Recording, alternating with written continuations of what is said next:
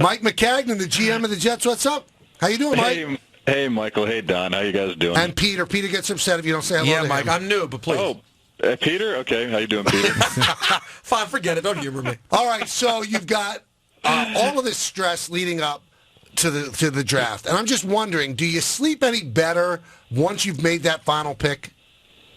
It's funny. It's like I think I'd imagine most people around the NFL probably feel the same way. It's the night after the last pick is made, and you have your college free agency, and you go home, and you kind of get into your bed, and then it's probably the first good night you get of sleep in like 6, 7, 8 weeks, it seems like, because really people don't realize the draft is really intense before we actually get to the draft, that month leading out.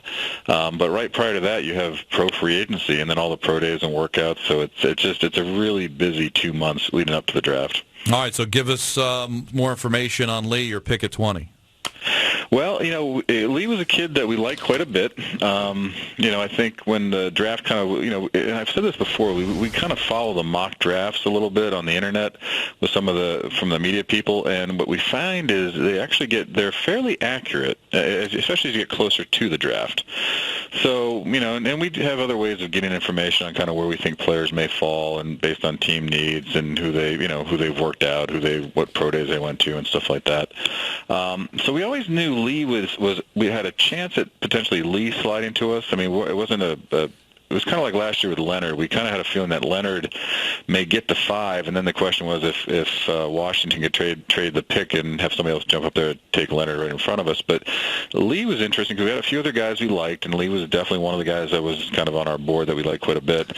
And the thing for us was if you could get past Atlanta, because everybody seemed to put Lee in Atlanta along with the player Neal, actually from Florida, who's a very good player too, the safety, who they eventually took. So once Atlanta put Neal in as their pick, then we started sort of counting down prospects and numbers and thinking, okay, there's a scenario here where we may actually get lucky and a player we like quite a bit may slide to us. And then of course Buffalo was right before us, and they took a player by the name of Shaq Lawson, who we like quite a bit too.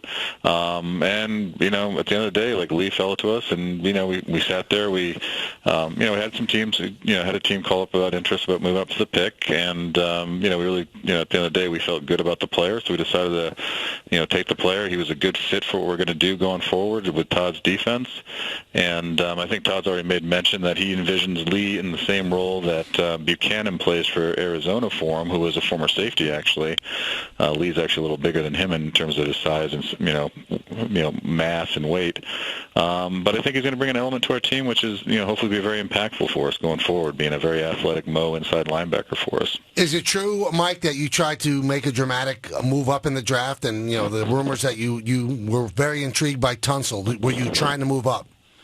Well, I would say this is, at the end of the day, I would probably answer it by saying, we kind of monitor where players are in the draft, and we have certain ones we target to see if they, would slide. And then there's always ones that, it's funny, every draft I've been in, there's always been something that sort of happens unexpected. And I think with Tunsil, everybody's well aware of the video that came out and stuff like that. And I think that, I'm not sure how that impacted him with each individual team. You probably have to talk to them. But he was a player that we like quite a bit. And, I don't want to actually link myself to him since he's with another team right now. But we were actively trying to move up to target potential players in the draft that may slide down. We inquire, and unfortunately, we weren't able to ever do a deal to kind of get up that high. But he was a player that we considered and looked into. I'm curious, Mike, just to piggyback on that, because let's not talk about moving up. Let's say he drops to 20. Would that video have stopped you from taking him?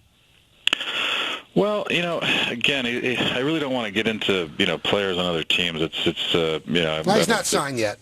Yeah, I think technically he's reserved futures on drafted, so I don't want to weigh into that. But I will say this: I do think Miami got a very good player in him, and he was a kid we liked quite a bit as a player, and we vetted him pretty thoroughly. We felt, and we thought he was again, everybody has stuff off the field, and obviously his became very apparent, but we thought he was a good kid and a good player. Well, just off the beaten path, just player X gets caught with a video of him smoking a bong. What affects you more as a football person, the marijuana or the stupidity of videotaping it? Because it is a country that does have 4 states where it's legal. It's not legal in your league. But when just evaluating a player, is it the decision-making process or is it the drug itself? Well, I think at the end of the day, and really, and you guys are probably aware of how much we try to vet these guys, and really at the end of the day, every player is an investment basically, and there's a risk and there's a potential and a risk to every player. With that stuff, we don't take it lightly. It's very serious stuff, and but we kind of weigh it accordingly. And I think to me, it's probably. Yeah, again, I think we're more focused on the action than the actual videotape part of it. Like the videotape to me is, with social media. Today, growing up today, it seems there's a lot of ways that people can record things that, that once you record it, it's out there for, somewhere at some point in time.